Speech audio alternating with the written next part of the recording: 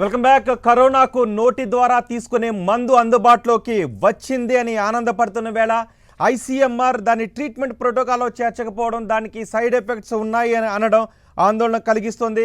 అంతేకాదు మందు అందుబాటులోకి వచ్చింది అనగానే చాలామంది సొంతంగానే ఆ మందును కొనుక్కుని దాచిపెట్టుకుంటూ ఉన్నారు. గత అనుభవాలను దృష్టిలో పెట్టుకుని ఒకవేళ కోవిడ్ విజృంభిస్తే తర్వాత మందు దొరకకపోతే ఉపయోగపడుతుందని సొంత వైద్యం కోసం వీటిని దాచిపెట్టుకుంటున్నారు.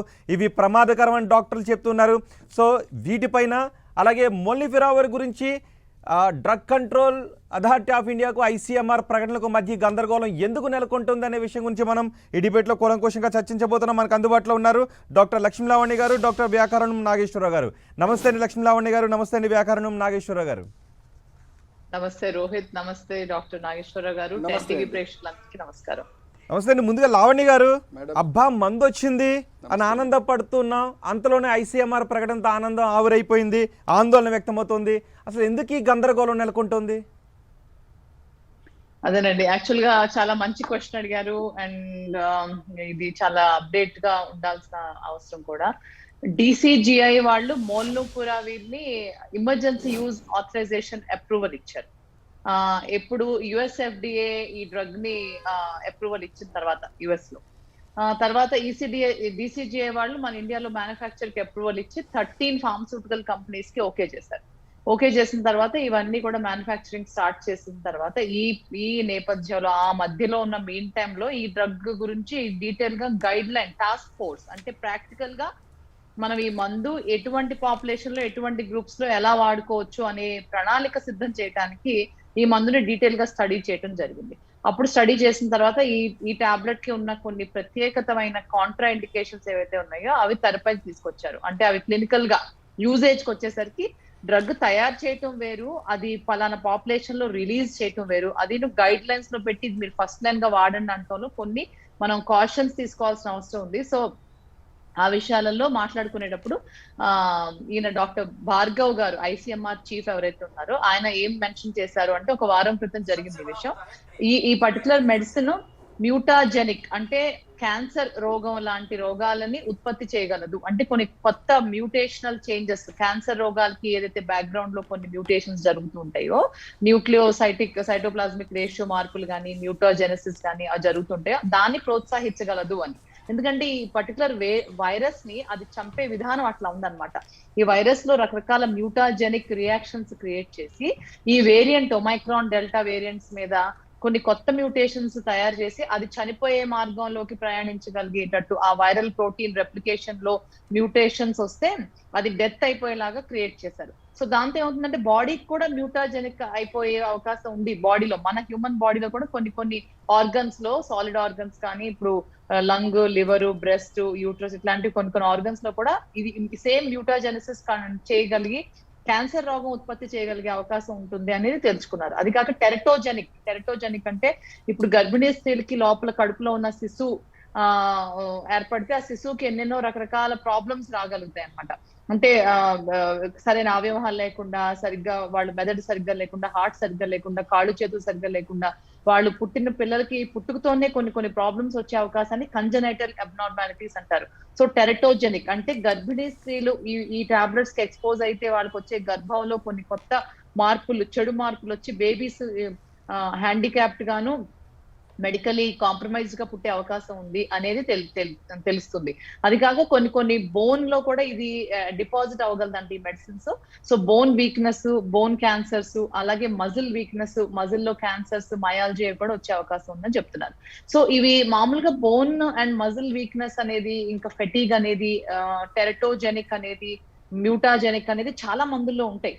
కానీ ఈ ప్రత్యేకతమైన మందు మీద ఇంకా కొంచెం ఎక్కువ భాగంగా ఉంది. మరి భయం ఏంటంటే ఇప్పుడు ఐసీఎంఆర్ కి ఇటువంటి టాబ్లెట్స్ అందరూ కూడా ఫావిపిరావేర్, ఎజిథ్రోమైసిన్, స్టెరాయిడ్స్ ఎట్లయితే గతం సెకండ్ వేవ్ లో కొనుక్కుని వేసేసుకున్నారో, జస్ట్ ఆన్లైన్ కన్సల్టేషన్ ద్వారా డాక్టర్ తో మాట్లాడి తీసేసుకుని అసలు డాక్టర్ తో కూడా సంప్రదించకుండా ఫార్మసీలోనే వేసేసుకుంటారేమో అని భయపడి రీప్రొడక్టివ్ ఏజ్ గ్రూప్ లో ఎవరైతే గర్భిణీ రాగలిగే భార్యాభర్తలు ఆ వయసులో అంటే పిల్లలు కనగలిగే వయసులో ఉన్న ఆడవాళ్ళందరూ మగవాళ్ళు కూడా ఈ మందు వేసుకుంటే చాలా భయంకరమైన పరిస్థితి ఎదుర్కోగలుగుతారని చెప్పి ముందు జాగ్రత్తగా వాళ్ళు చాలా జాగ్రత్తగా దీనికి ఒక కాషన్, ఒక వార్నింగ్ లాంటిది ప్రకటించాలి. ప్రకటించి ఈ మందు first line of drug choice లో పెట్టలేదు. పెట్టకుండా ఈ మందుని మీరు డాక్టర్ సలహా మేరకు ఆ ప్రత్యేకమైన పాపులేషన్ ఎవరైతే పాజిటివ్ అయ్యారో వాళ్ళు రిస్క్ లేకోకుండా వేసుకోవాలంటే ఎవరు వేసుకోవాలి? నాన్ రీప్రొడక్టివ్ ఏజ్ గ్రూప్ వాళ్ళు వేసుకోవాలి. అన్ని అవయవాలు కరెక్ట్ గా ఉండి, హెల్దీగా ఉండి, ఇమ్యూనిటీ బాగుండి అలా వేసుకోవాలి. అంటే డాక్టర్స్ మాత్రమే ప్రిస్క్రైబ్ చేయాలి, చూసి జాగ్రత్తగా ప్రిస్క్రైబ్ చేయాలి. ఇది one of the available drugs కానీ ఎవరు పడితే వాళ్ళు వేసుకునేటట్టు కాకుండా గైడ్ లైన్స్ నుంచి ఈ డ్రగ్స్ ని తొలగించారు. అది కాక ఇప్పుడు ఈ డ్రగ్ ఒకటి ఉంది, అలా ఇంకా చాలా ఉన్నాయి. అంతకుముందు మనం రిలీజ్ చేసిన హైడ్రాక్సీ క్లోరోక్విన్ ఉంది, 2DG ఉంది, తర్వాత ఐవర్మెక్టిన్ ఉంది, ఎజిథ్రోమైసిన్ ఉంది, ఫావిపిరావిర్ ఉంది. ఇవన్నీ మనం గతంలో వాడాం. కానీ ఇప్పుడు అవన్నీ కూడా తెరపై నుంచి తీసేశారు. గైడ్ లైన్స్ నుంచి, ట్రీట్మెంట్ గైడ్ లైన్స్ ప్రోటోకాల్స్ నుంచి తీసేశారు. తీసేసి ఏం చేశారు? నిజానికి ICMR ఆమోదించినవి ఉన్నాయి, తర్వాత అవి పనిచేయట్లేదని WHO చెప్పినవి ఉన్నాయి. ఇప్పుడు DCGI అంటూ ఉన్నప్పుడు మళ్ళీ ICMR పనిచేయటం లేదు అని చెప్పడం ఉన్నాయి. ఇదంతా గందరగోళానికి దారితీస్తుంది కదా. డెఫినెట్ గా గందరగోళం. ఒకసారి వ్యాకరణ నాగేశ్వరరావు గారితో మాట్లాడదామండి. వ్యాకరణ నాగేశ్వరరావు గారు, ఎందుకు DCGI ICMR సమన్వయంతో పనిచేయమంటారా? ఎందుకు విరుద్ధమైనటువంటి ప్రకటనలు వస్తూ ఉన్నప్పుడు గందరగోళం నెలకొనే అవకాశం లేదంటారా? అంటే ఇక్కడ ఎలా ఉంటుందనంటే we are now entering in to a different phase of corona అండి. అంటే ఒమిక్రాన్ వేరియంట్ వచ్చిన తర్వాత ఇదేదో 20 సంవత్సరాలు 30 సంవత్సరాల నుంచి భారతదేశంలో ప్రపంచంలో ఉంది. దీని గురించి మనం చాలా విశ్లేషణలు, చాలా స్టడీస్ చేసి ఉన్నాం. ఏది పనిచేస్తుంది, ఏది పనిచేయట్లేదని ఒక 1000 పేజీల పుస్తకాలు రాసి లేదండి మనకి. ఎలా ఉంటుందనంటే, నేను ఇప్పుడు టీవీలో మాట్లాడుతున్నా మీతోని, మన టీవీ ప్రోగ్రామ్ అయిపోయేసరికల్లా ఒక మంచి స్టడీ వచ్చింది అనుకోండి WHO నుంచి, దట్ విల్ బి, అది మనకు శిరోధార్యం అవుతుంది. ఎందుకనంటే దో ICMR చెప్పినా, DGCI చెప్పినా, ICMR is a scientific body. Director general drug control is a body which approves the drug. Research దానికి, డ్రగ్ అప్రూవల్కి there is always a gap అండి. అంటే సినిమా రిలీజ్, షూటింగ్ అప్పటి నుంచి సినిమా చూసే ప్రేక్షకుడి వరకు ఎట్లాగైతే వ్యత్యాసం టైం ఉంటుందో, అట్లాగే డ్రగ్ వచ్చినప్పటి నుంచి అది మార్కెట్లో ప్రవేశపెట్టే వరకు రకరకాల మార్పులు వస్తుంటాయి. ఆ మార్పులకు అనుగుణంగానే అప్డేటెడ్ స్టడీస్ మీద ఆధారం చేసుకునే ఎవరైనా వైద్యుడు కానీ, రీసెర్చ్ కానీ రెస్పాండ్ అవుతారు. ఇప్పుడు వాళ్ళు చేసింది తప్పు, వీళ్ళు చేసింది తప్పు అని అనడమే కాదు, it's an ever changing science. కాబట్టి ఎనీ అప్డేట్, ఎనీ స్టడీ దాన్ని ఇన్కార్పొరేట్ చేయాలి. కాబట్టి ICMR వాళ్ళు ఓపెన్గా చెప్పారు, ఎస్ దీంట్లో రిస్క్ ఫ్యాక్టర్స్ ఉన్నాయి. డాక్టర్ గారు చెప్పినట్టు న్యూటోజెనిక్ అంటున్నారు, బోన్ డ్యామేజ్ అవుతుంది, కార్టిలేజ్ డ్యామేజ్ అవుతుంది, ప్రెగ్నెన్సీలో వాడకూడదు, ప్రెగ్నెన్సీ ఏజ్లో వాడకూడదు. ఇవన్నీ పెట్టుకున్న తర్వాత అసలు అక్కడ వాడకూడదు, ఇక్కడ వాడకూడదు, ఎవరు వాడాలయ్యా, అది ఎవరు నిర్ణయం చేస్తారు? ఒక వైద్యుడు నిర్ణయం చేయాలి. మెడికల్ షాప్లోనో లేకపోతే ఓవర్ ద కౌంటర్ డ్రగ్నో ఇది పెట్టకూడదు, దానివల్ల ప్రమాదాలు జరిగే అవకాశం ఉంటుంది అని మనం చెప్తున్నాం. అప్పుడు ట్రీట్మెంట్ ప్రోటోకాల్లో చేర్చలేదు కదా. ఒకవేళ వైద్యుని సలహాతో తీసుకోండి అని, లేకపోతే ఏదైతే హాస్పిటల్స్ని ఐడెంటిఫై చేస్తారో, కరోనాకు మాత్రమే చికిత్సను అందిస్తున్నారో వాటికి సప్లై ఉండొచ్చు, ఇన్స్టిట్యూషనల్ సప్లై అంటామేమో బహుశా. వాటికి సప్లై కూడా అసలు ట్రీట్మెంట్ ప్రోటోకాల్లోనే లేకుండా చేయటాన్ని ఎలా చూడాలంటారు? అంటే ఒక్కటండి, ట్రీట్మెంట్ ప్రోటోకాల్లో లేకుండా చేయాలంటే అది ఎట్లాగో మాకు ఆల్రెడీ డ్రగ్ వచ్చేసింది కాబట్టి దాని అవైలబిలిటీ దానికి ఉంటుంది. 800 milligrams twice daily for 5 days. ఏ వైద్యుడు కరోనా ట్రీట్మెంట్ చేస్తున్న వారికి అడిగినా ఇది మాకు తెలుసు. కానీ we are very cautious about the drug. ఎందుకనంటే ఇప్పుడు ఇంతకుముందు కాక్టైల్ రెజిమ్ అని వాడాం. ఆ కాక్టైల్ రెజిమ్కి రెస్పాన్సెస్ వస్తున్నాయి. దేంట్లో రెస్పాన్సెస్ వస్తున్నాయి? డెల్టాలో రెస్పాన్సెస్ వస్తున్నాయి. ఇప్పుడున్న పరిస్థితి ఏమిటి? 60 నుంచి 70% ఒమిక్రాన్ ఉంటే మిగతావి డెల్టా ఉంటే ఇది డెల్టానా, ఇది ఒమిక్రానా, ఇవన్నీ నిర్ణయం తీసుకొని ఒక వైద్యుడు ముందరికి వస్తుంది విత్ ద ల్యాబొరేటరీ సపోర్ట్. ఇప్పుడు ఈ మీరు చెప్పిన డ్రగ్ గురించి ఇంత ఆలోచన ఎక్కడుంటుంది? మీరు నన్ను అడిగారు, నాకు తెలుసు. కానీ ఫార్మసీలో పోయిన తర్వాత ఒక పేషెంట్ రోగికి చేతిలోకి వెళ్ళిన తర్వాత వాడికి వైద్యపరమైన సబ్జెక్ట్ లేనప్పుడు ఇది రిస్క్ అనేది ఉంటుంది కదా. ఆప్షన్ తప్పకుండా ఉంది మాకు, ఎస్ ఈ డ్రగ్ ఇలా ఉంటుంది, ఇలా పెట్టచ్చు అని మాకు already we are having a knowledge of it. But it is a risky thing for a common man to handle it. Okay, Lakshmi Lavani garu, ఈ డ్రగ్ మోల్నుపిరావిర్ 30% సమర్థవంతంగా పనిచేస్తుంది అని అంటున్నారు. 30% అంటే చాలా సమర్థవంతంగా పనిచేస్తున్నట్టు అనుకోవాలా, లేకపోతే తక్కువ ప్రభావవంతంగా పనిచేస్తున్నట్టు అనుకోవాలంటారా? అంటే మనకి ఇప్పుడు ఆల్రెడీ రిలీజ్ US FDA ఇంకొక డ్రగ్ రిలీజ్ చేస్తుందండి, పాక్స్లోవిడ్ అని. అది కూడా ఒక యాంటీవైరల్. అది టాబ్లెట్ రూపంలో 5 days 2 tablets 5 days కోర్స్ గా. దానికైతే ఎఫికసీ రేట్ 70% పైనే ఉంది 2 వేరియంట్స్ కి కూడా. సో ఇప్పుడు ఈ మొల్నుపిరావిర్ కి 38%, అంటే 38% ఎఫికసీ.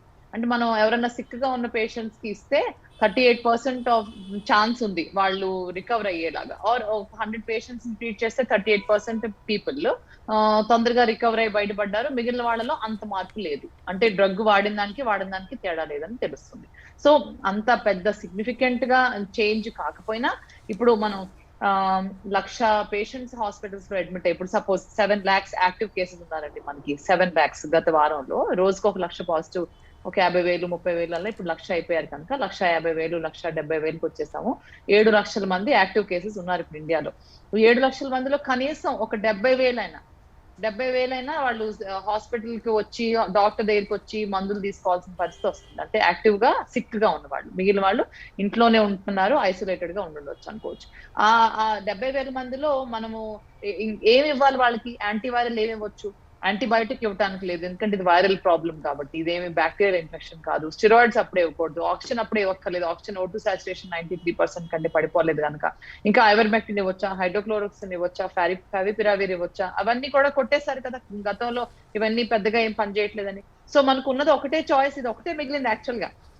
మొల్లుపిరావిర్ ఒకటే చాయిస్ ఉంది. 38% సబ్జెక్ట్స్ లోనే సరే కొంత మంచి మార్పు వస్తుందేమో అని కొంత ఆశ దృక్పథంగా చూసాం మేము. అంటే ఒక డ్రగ్ రిలీజ్ చేసేటప్పుడు రిస్క్ వర్సెస్ బెనిఫిట్స్ ఎలా చూస్తారు డాక్టర్ గారు? అవును, రిస్క్ వర్సెస్ బెనిఫిట్స్ ని చూడాలి. ఇది యాక్చువల్ గా ఇవాళ ముఖర్జీ గారు రాలేదు కానండి, ముఖర్జీ గారు దీని మీద చాలా డీటెయిల్ గా స్టడీ చేసి ట్వీట్ చేశారు.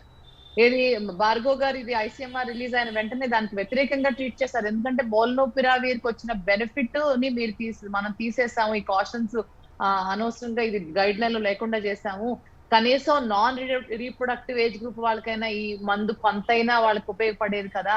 బోన్ కార్టిలేజ్ మజిల్ ఇష్యూస్ లేని వాళ్ళల్లో జాగ్రత్తగా చూసి ఇవ్వగలిగే వాళ్ళం, at least one of the choice గా ఉండేది, ఎంతో కొంత హెల్ప్ అయ్యేది కదా అని ఆయన ట్వీట్ చేశారు. భార్గవ్ గారికి కొంత కాంట్రడిక్ట్ చేశారు ఆయన స్టేట్మెంట్ ని. ముఖర్జీ గారు వాళ్ళు మనకు అందుబాటులో లేరు, కానీ మీరు ఇంకొక రోజు ఆయన్ని టేక్ తీసుకోండి.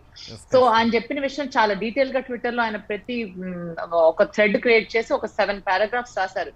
ఈ డ్రగ్ ని అంతగా బాగా మోతద్దంలో పెట్టి చూస్తున్నాం, దీని రిస్క్స్ ని ఎక్కువ చూస్తున్నాం, బెనిఫిట్స్ ని చూడట్లేదు. ఎయిమ్స్ టెస్ట్ అనే ఒక టెస్ట్ దాన్ని బట్టి నిర్ధారణ తీసుకున్నారు, కానీ ఇది US FDA వాళ్ళు ఊరికే పిచ్చోడ్లాగా ఏమి దాన్ని రిలీజ్ చేయరు. DCGI కూడా అంత గుడ్డిగా దాన్ని రిలీజ్ చేయదు. ఇంకా అందులో మీరు డీటెయిల్ గా చూడాలి. మ్యూటాజెనిక్ రిస్క్ చాలా ఎక్కువ ఏం కాదు, అది ఇచ్చే బెనిఫిట్ ఎక్కువ అనేది ఆయన వ్యక్తం చేశారనమాట, ఆయన చేసిన స్టడీతో వచ్చిన సమరీతో. అది నేను కూడా ఆయనతో ఏకీభవిస్తున్నాను. నేను కూడా ఆయన ట్వీట్ ని రీట్వీట్ చేశాను, ఆయనకి ఏకీభవించాను. ఎందుకంటే గైడ్ లైన్ లో పెట్టాలి, బట్ విత్ కాషన్ పెట్టాలి. ఎందుకంటే ఈ మెడిసిన్ కి వచ్చిన రిస్క్స్ ఏదైతే ఉన్నాయో ఆ రిస్క్స్ ని ఎలాబరేట్ చేసుకుంటానే పలానా వ్యక్తుల్లో ఇది రిస్క్, ఇది relative contraindication, absolute contraindication, risks అని మనం నోటిఫై చేసుకుంటూనే దాని బెనిఫిట్స్ కూడా ఉన్నాయి. ఇప్పుడు పెద్ద వేవ్ వచ్చి అందరూ హాస్పిటలైజ్ అయిపోతే మనకు చాయిస్ లేదు రోహిత్. ఎందుకనంటేనండి ఇప్పుడు మనకి మోనోక్లోనల్ యాంటీబాడీ కాక్టైల్ అని ఏదైతే అంటున్నామో అది కూడా మనకి ఇప్పుడు రోష్ వాళ్ళది రీజెనరాన్ అనేది ఒమైక్రాన్ కి అగేన్స్ట్ గా పనిచేయదని వాళ్ళే ప్రకటించారు. అది కాక మనకున్న 3 choices ఆఫ్ యాంటీబాడీ కాక్టైల్ ఏవి కూడా మనకి ఈ వేరియంట్ కి అగేన్స్ట్ గా పనిచేయవు. ఇప్పుడు వచ్చిన వేవ్ అంతా వేరియంట్ అని అనుకోవచ్చేమో బహుశా, ఎందుకంటే అంతకు ముందు మరి డెల్టా వేవ్ పూర్తిగా ఫ్లాట్ అయిపోయినాక 6 నెలలు ఆల్మోస్ట్ 3-4 నెలల తర్వాతే వచ్చింది వేవ్. కాబట్టి ఆల్మోస్ట్ అన్ని కేసెస్ ఒమైక్రాన్ అనే అనుకుందాం, పోనీ ఆర్ కొన్ని సగభాగంగా ఉన్నాయి అనుకుందాం. అయితే మనం ఎవరికి యాంటీబాడీ కాక్టైల్ ఇవ్వాలి, ఎవరికి ఇవ్వకూడదని జీనోమిక్ టైపింగ్ సీక్వెన్సింగ్ చేసి ప్రూవ్ చేశాకైతే మనం అలా డెసిషన్ తీసుకోము. కానీ ఉన్న యాంటీబాడీ కాక్టైల్ కూడా ఈ పర్టికులర్ వేవ్ మీద అంతగా పనిచేయదు అంటున్నారు. సో డాక్టర్స్ కి ఒక క్లియర్ గైడ్ లైన్ అనే క్లియర్ అవగాహన లేదు. రెమ్డెసివిర్ ఉంది, just 3% reduction in the hospitalisation and criticality of the patient. మార్టాలిటీలో ఏమీ డిఫరెన్స్ లేదు. హాస్పిటల్ ఐసీయూ నుంచి రికవరీ రావడానికి 3 to 5% మాత్రమే అది హెల్ప్ చేస్తుందని తెలిసి హాస్పిటలైజ్ పేషెంట్ అర్జెంట్ గా రెమ్డెసివిర్ ఇస్తే hospital stay, ICU stay, ventilator మీదకి వెళ్లకుండా ఉండే ఛాన్స్ కొంచెం ఎక్కువ. అంటే అది కొంత బెనిఫిట్ ఇచ్చారు కదా అని రెమ్డెసివిర్ కోసం మనం పిచ్చి పరుగులాడాము. అవును, తర్వాత మళ్ళీ రెమ్డెసివిర్ కూడా అదేం పని చేయట్లేదు అని చెప్పి అంత పెద్దగా WHO అనడంతో మళ్ళీ గందరగోళం. ఎగ్జాక్ట్లీ 3 to 5% ఇది పెద్ద మార్పు ఏముంది, దానికోసం మనం పడినంత గందరగోళానికి సరిపడా అయిన మంచి మార్పు అయితే లేదు కదా అని రిస్క్ బెనిఫిట్ అనాలిసిస్ మీరు అన్నట్టుగా చాలా బాగా మీరు పాయింట్అవుట్ చేశారు. రిస్క్ బెనిఫిట్ అనేది ఒక బ్యాలెన్స్ లాంటిది. రిస్క్స్ మనకి ఎక్కువ ఉంటే అది వదిలేస్తాం, మనకి బెనిఫిట్ ఎక్కువ ఉంటే మనం అది తీసుకుంటాం. సో రిస్క్ బెనిఫిట్ అనాలిసిస్ అనేది చాలా చాలా ఇంపార్టెంట్ అవుతుంది మన సైన్స్ పరంగా. ఇప్పుడు మనం కార్ లో ఒక పాయింట్ A నుంచి పాయింట్ B కి వెళ్తాం, మనకి రిస్క్ ఆఫ్ యాక్సిడెంట్ ఉంది 1%, కానీ మనం సేఫ్ గా అక్కడికి స్పీడ్ గా చక్కగా చేరుకునే ఛాన్స్ 90% ఉంది అనుకోండి. మనం రోజు కార్ తోలుతున్నాం, కానీ అక్కడ ఇక్కడ మనం ఒక్కొక్కసారి యాక్సిడెంట్ కూడా వింటూ ఉంటాం కదా. వింటున్నా మనం పట్టించుకోం, ఎందుకంటే మనకు దాంతో వచ్చిన బెనిఫిట్ చాలా ఎక్కువ కాబట్టి. అదే మనకి 30%, 5%, 3%, 30%, 70% అన్నప్పుడు ఏమవుతుందంటే ఇది చాలా జాగ్రత్తగా మనం సైంటిఫిక్ డేటాని క్లినికల్ యూజ్ కి మనం ఎక్స్ట్రాపోలేట్ చేయగలగాలి. అది extrapolation of the scientific data to clinical usage అనేది ఏదైతే ఉందో అక్కడే మన డాక్టర్ జడ్జ్మెంట్ అనేది ఉపయోగపడుతుంది. కరెక్ట్. అందుకనే ప్రతి డాక్టర్ కూడా వేరేగా డిసైడ్ అవుతారు.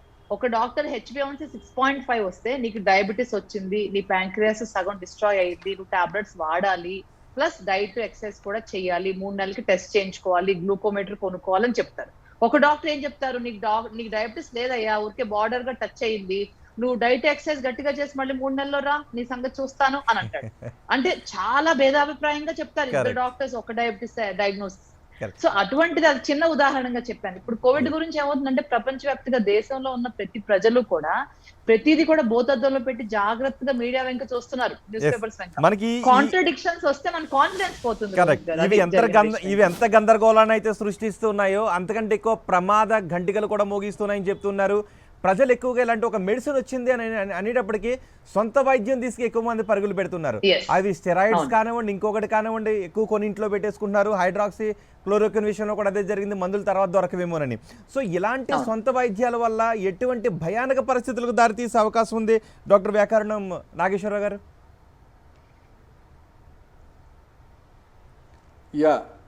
ఇప్పుడు ఏదో జరిగిపోతుంది ముందా అని భయపడటం కంటే కూడా ఉన్న పరిస్థితిని మనం కంట్రోల్లో ఎట్లా తెచ్చుకుందామనే ఆలోచన సామాన్యుడికి, ఎవరికి, మీకైనా నాకైనా ఎవరికైనా ఉండాలి. ఇప్పుడు చేయి జారిపోయిన తర్వాత హాస్పిటల్ ఎట్లాగో ఉన్నాయి, అక్కడ వైద్యులు ఉంటారు, మన వాళ్ళందరూ కాపాడతారు, అది వేరే విషయం. అలా మనం డెల్టా వేవ్లో అనుకునే అశ్రద్ధ చేస్తే మనం చూసాం కట్టలుగా. అసలు ఇప్పుడు ఆస్ట్రేలియాలో పరిస్థితి చూస్తే, యుఎస్లో చూస్తే, కొన్ని దేశాల్లో army has been called in. మీరు చాలా ఆశ్చర్యపోతాం, ఒమైక్రాన్ ఏం లేదు అని అనుకుంటున్నాము. నేను కొన్ని reports as a medical journalist కొన్ని రిపోర్ట్స్ అక్కడి నుంచి తెప్పించుకొని చూస్తే హాస్పిటల్లో military has been called to stand by. ఎందుకనంటే కట్టలు తెంచుకొని పేషెంట్లు వచ్చేస్తున్నారు. మనకు డెల్టాలో ఎలా వచ్చారో ఈరోజు ఒమైక్రాన్ పరిస్థితి కూడా అలాగే ఉంది. మరి ఇలాంటి పరిస్థితుల్లో మన చేతిలో ఏముంది? జాగ్రత్త ఉంది. అది వదిలిపెట్టుకొని మందుల షాప్లోకి వెళ్ళి కట్టలు తెచ్చుకొని ఇంట్లో పెట్టుకుంటే లాభం ఏమి ఉండదు, దానివల్ల ఉపయోగం ఏం లేదు. అవన్నీ ఎక్స్పైరీ అయిపోతాయి, ఎందుకంటే ఎలా వాడాలో తెలియదు కాబట్టి. కానీ జాగ్రత్త వహించాల్సిన అవసరం ఉంటుంది. ఖచ్చితంగా దగ్గైనా, తుమ్మైనా, ఒళ్ళు నొప్పిలైనా, జ్వరమైనా 3 రోజులు 2 రోజుల కంటే ఎక్కువ ఉంటే వైద్యుడిని సంప్రదించాలి. హోమ్ ఐసోలేషన్ డిసైడ్ చేయాలా, హాస్పిటల్లో ఉండాలా అనేది నిర్ణయం పేషెంట్ కాదు, వైద్యుడు తీసుకోవాల్సిన అవసరం ఉంది. ఈ డ్రగ్ గురించి మనం ఏదైతే చర్చ చేస్తున్నామో ఇదంతా వైద్యపరమైన చర్చ. కామన్ మ్యాన్ కి ఎటువంటి ఇబ్బంది అవసరం లేదు.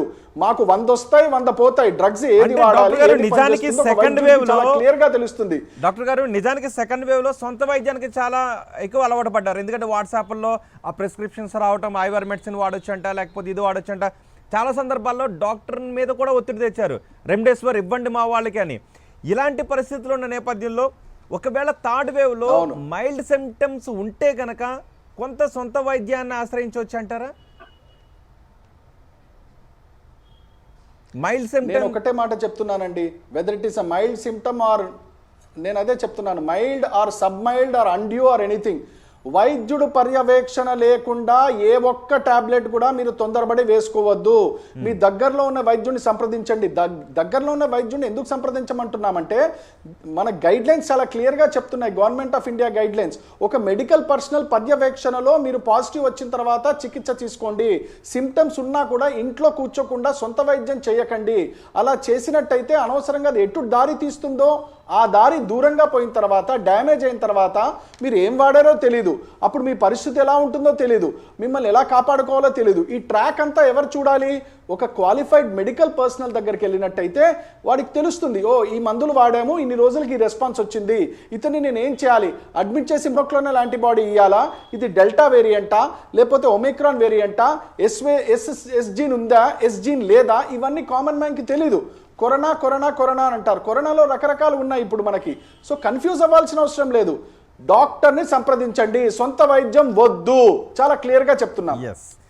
లక్ష్మీలావణ్య గారు, మనకి సెకండ్ వేవ్లో మనం చూసాం, ఈ కరోనా వచ్చిన తర్వాతే క్వాలిఫైడ్ డాక్టర్లు సోషల్ మీడియా డాక్టర్లు ఎక్కువగా తయారైపోయారు, పుట్టుకొచ్చినటువంటి ఇది ఉంది. సో చాలా సందర్భాల్లో క్వాలిఫైడ్ డాక్టర్ కంటే సోషల్ మీడియా డాక్టర్లు చెప్పేదాన్ని చెవికెక్కించుకునే పరిస్థితులు ఉన్నాయి. వీటి పర్యవసానం ఎలా ఉంటుందండి మీ వ్యాఖ్యల్లో? అంటే ఒకటండి, క్వాలిఫైడ్ డాక్టర్స్ కూడా సోషల్ మీడియాలో ఉన్నారు, అది కూడా గమనించండి.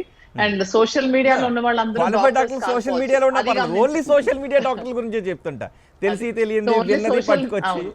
ఇప్పుడు ఏమేంటంటే మనకి యూట్యూబ్ ఛానల్స్ అనేది ఎవరికి వాళ్ళు సెల్ఫ్ ప్రాపగేటింగ్, సెల్ఫ్ ప్రోపగాండా వచ్చిందండి. ఇప్పుడు యూట్యూబ్ ఛానల్ అనేది ప్రతి వాళ్ళు ప్రతి మీడియాని కన్సల్ట్ చేసి మీడియాని డాక్టర్స్ పిలుస్తున్నారు. డాక్టర్స్ కూడా కొందరు ఈ వీడియోగ్రాఫర్ని వాళ్ళు వెళ్ళి పిలుచుకుని ఒక ఛానల్ పెట్టేస్తున్నారు. డాక్టర్స్, నాన్ మెడికల్ చాలా మంది, అంటే డైటీషియన్స్, బ్యూటీషియన్స్, ఎక్సర్సైజ్ థెరపిస్టులు, ఫిజియోథెరపిస్ట్, ఇంకా రకరకాల హోమియో, ఆయుర్వేదం, నేచురోపతి కన్సల్టెంట్స్, ఒక్కొక్కసారి సైకాలజిస్ట్ అంటున్నారు, ఏంటంటే వెల్నెస్ ఎక్స్పర్ట్ అంటున్నారు, లేదంటే we are good samaritan public educators అంటున్నారు, థాట్ లీడర్స్ అంటున్నారు, రకరకాల పేర్లు. రోహిత్, వీళ్ళకి అందరికీ రకరకాల పేర్లు. They are propaganda is positive thought అని, పాజిటివ్ వైబ్స్ అని, అలా ఏదో రకరకాలు పెట్టేస్తున్నారు. అంటే they want to benefit, they have a good talking power. వాళ్ళు మంచి లుక్స్ తో, మంచి మాటలతో, మంచి ఐడియాస్ తో, మంచి ఇన్నోవేషన్స్ తో ప్రజలను ఆకట్టుకోగలిగే ఒక పరిస్థితి. ఇందులో ట్రీట్మెంట్స్ వరకు ఇంకా వాళ్ళకి అనవసరమైన విషయాల్లోకి దూరటం అనేది చాలా చాలా పెద్ద పొరపాటు అవుతుంది. సో వాళ్ళు చేసే పని వాళ్ళు చేసుకుంటున్నారు, మంచిగా చేస్తున్నారు. ప్రజలకు ఏమైంది, ప్రజల తెలివితేటలు ఏమైంది అని అడుగుతున్నా. మనం ఎప్పుడైనా యూట్యూబ్ చూస్తుంటే ఎవరిది ఛానల్, ఎవరు మాట్లాడేవాళ్ళు, వాళ్ళ క్వాలిఫికేషన్స్ ఏంటి, వాళ్ళు ఎక్కడ చదువుకున్నారు, వాళ్ళ ఎక్స్పీరియన్స్ ఏంటి, వాళ్ళ క్రెడిబిలిటీ ఏంటి, వాళ్ళ సర్టిఫికేట్స్ ఏంటి, వాళ్ళ అడ్రస్ ఏంటి, ఫోన్ నంబర్ ఏంటి, కనీసం గమనించొద్దు మీరు. ప్రజలకు చెప్తున్నారు. అవన్నీ చూసి సొంత వైద్యం చేసుకుంటే ఎటువంటి ప్రమాదాల బారిన పడే అవకాశం ఉంటుంది ఫైనల్ గా లక్ష్మీలావణి గారు? ఎగ్జాక్ట్లీ, లాస్ట్ టైం మనం చూసాం రెమ్డెసివిర్ కోసం, ఇది కన్వల్సెంట్ ప్లాస్మా కోసం, మళ్ళీ యాంటీబాడీ కాక్టైల్స్ కోసం. యాంటీబాడీ కాక్టైల్ ఒక హాస్పిటల్లో 1,00,000 ఉంది, ఇంకొక హాస్పిటల్లో 50,000 ఉందని, 50,000 తెచ్చుకుందాం, 60,000 తెచ్చుకుందాం, కనీసం 70,000 కన్నా దొరుకుతుందేమో తెచ్చుకుందాం అని ఇటువంటి పిచ్చి వ్యవహారాలని చూసాం. అసలు యాంటీబాడీ కాక్టైల్ అవసరం ఉందా లేదా అని చెప్పే డాక్టర్లు పక్కన పెట్టి ఫార్మస్యూటికల్ కంపెనీ నుంచో, డ్రగ్గిస్టో, స్టాకిస్టో, లేకపోతే రీటైలిస్ట్ దగ్గరికి వెళ్ళి వీళ్ళంతా చేసిన హెట్రో డ్రగ్స్ అని అదని ఇదని ఎన్ని తెరపైకి వచ్చినాయండి లాస్ట్ టైం. సో రెమ్డెసివిర్ ముందే స్టాక్ చేసేసుకోవటం, అది అసలు మాకు మా ఫ్యామిలీ మెంబర్స్ కి స్టాక్ లో పెట్టుకున్నాం, మేము పాజిటివ్ అయితే వాడదామని, ఇట్లాంటివన్నీ పిచ్చి వ్యవహారాలన్నీ చేశారు లాస్ట్ టైం. చాలా మూర్ఖత్వమైన పనులు. దాంతో ఎంతో ఆందోళన చెందారు, ఎంతో బాధపడ్డారు, ఎన్నో డబ్బులు పోగొట్టుకున్నారు, ఎంతో పానిక్ క్రియేట్ అయింది మెడికల్ ఇన్ఫ్రాస్ట్రక్చర్ కి, నాన్ మెడికల్ కి, పేషెంట్స్ కి, ప్రజలకి, సామాన్య ప్రజలకి. ఇంత అవసరం ఉందా అసలు? ఈసారి అయితే ఈ వేవ్ లో చాలా ఖచ్చితంగా ICMR గైడ్ లైన్స్ వాళ్ళు తెలుసో తెలియకో వాళ్ళకి తెలిసిన ప్రణాళిక ప్రకారంగా వాళ్ళు కరెక్ట్ గా వెళ్తాం అనేది నేను వాళ్ళతో ఏకీభవిస్తున్నాను. అఫ్ కోర్స్ మురళీపురావీర్ కి అన్ని పెట్టేసి గైడ్ లైన్ లో పెట్టకపోవటం కూడా మంచిదే, ఎందుకంటే డాక్టర్స్ ఎవరు పెడితే వాళ్ళు వాడరు. ఇప్పుడు ఎవరికైతే దీని మీద పూర్తి అవగాహన ఉందో వాళ్ళు వాడతారు. గైడ్ లైన్ లో లేకపోయినా సరే, నా సైంటిఫిక్ నాలెడ్జ్ ప్రకారంగా మీకు ఈ డ్రగ్ సేఫ్టీ ఉంటది, ఈ డ్రగ్ టెరటోజెనిక్ అయినా మ్యూటాజెనిక్ అయినా మీకు వర్తించదు, మీకు వచ్చిన ఇన్ఫెక్షన్ ని తగ్గిస్తుంది, మీకు రిస్క్ బెనిఫిట్ ఎక్కువ, మీ రిస్క్ తక్కువ బెనిఫిట్ ఎక్కువ అని చెప్పగలగాలి. అది అవన్నీ కూడా డాక్టర్లు, ప్రభుత్వ వైద్య సంస్థలు కూడా సూచిస్తాయి. కానీ ప్రజలు మాత్రం వీటి విషయంలో అనవసర గందరగోళానికి వెళ్ళొద్దు అని చెప్తున్నారు, సొంత వైద్యానికి వెళ్ళొద్దు అని చెప్తున్నారు. ఒకవేళ గందరగోళం ఇచ్చే స్టేట్మెంట్స్ ఉన్నా అవంతా వైద్య సిబ్బంది చూసుకుంటారు తప్పితే ప్రజలకు అవసరం లేదని చెప్తున్నారు. థ్యాంక్ యూ వెరీ మచ్ అండి లక్ష్మీలావణి గారు. థ్యాంక్ యూ వెరీ మచ్ వ్యాకరణం నాగేశ్వరరావు గారు. లంచ్ అవర్ డిబేట్లో అందుబాటులోకి వచ్చి సొంత వైద్యం గురించి, అలాగే ICMR, DCGI ప్రకటనల విరుద్ధ ప్రకటనల గురించి పరిపూర్ణమైనటువంటి విశ్లేషణ అందించినందుకు. మొత్తానికి ఒకవేళ ICMR ఈ ప్రకటన చేసింది, DCGI ఆ ప్రకటన చేసిందని ప్రజలు ఆలోచించాల్సిన అవసరం లేదు. దాని గురించి వైద్యులు పట్టించుకుంటారు. ఏ మందు అందుబాటులోకి రావాలి, ఏ మందు ఎవరు వాడాలి అనేది డాక్టర్లే నిర్ణయిస్తారు. కాబట్టి ప్రజలు సొంత వైద్యం జోలికి వెళ్ళి లేని సమస్యలు కొని తెచ్చుకోవద్దని డాక్టర్లు సూచిస్తున్నారు. సో ప్రజలు ఈ విషయంలో చాలా జాగ్రత్తగా ఉండండి. ఇవి లంచ్ అవర్ డిబేట్ విశేషాలు. తాజా సమాచారం కోసం చూస్తూనే ఉండండి 10 TV.